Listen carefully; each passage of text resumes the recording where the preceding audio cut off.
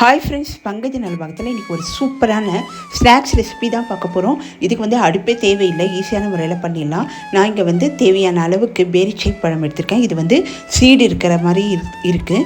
இங்கே நான் கொண்டைக்கடலையை ஊற வச்சு அதை வேக வச்சு வச்சுருக்கேன். இதில் தண்ணியெல்லாம் இருத்திட்டு கொண்டைக்கடலை மட்டும் எடுத்துக்கலாம். இப்போ ஒரு பவுலில் வறுத்து வைத்த வேர்க்கடலையை சேர்த்துக்கலாம். உங்களுக்கு எந்த அளவுக்கு வேணுமோ அந்தளவுக்கு சேர்த்துங்க.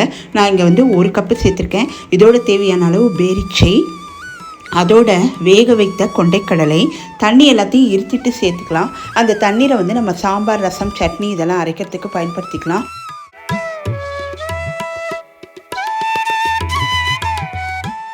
மாதுளை பழத்தை சேர்த்துருக்கேன். உங்கள் விருப்பத்துக்கு ஏற்ற மாதிரி சேர்த்துங்க. 1/4 டீஸ்பூன் உப்பு சேர்த்துக்கலாம். பொடித்து வைத்த மிளகு சேர்த்துக்கலாம். சேர்த்துட்டு எல்லாத்தையும் நல்லா மிக்ஸ் பண்ணிடலாம்.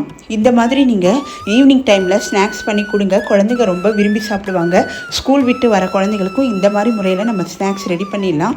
முதல் நாளே நம்ம கொண்டைக்கடலையை ஊற வச்சுட்டு அதோட சேர்த்து கொடுக்கலாம். நம்ம கருப்பு கொண்டைக்கடலை, வெள்ளை கொண்டைக்கடலை எது வேணாலும் எடுத்துக்கலாம். இல்லை பட்டாணி கிடைச்சா கூடி பட்டாணியை வேக வச்சு எடுத்துக்கலாம். இப்போ இதில் நம்ம தேவையான அளவுக்கு எலுமிச்சை சாறு சேர்த்துக்கலாம். உங்களுக்கு புளிப்பு எந்த அளவுக்கு வேணுமோ அந்த அளவுக்கு சேர்த்துங்க.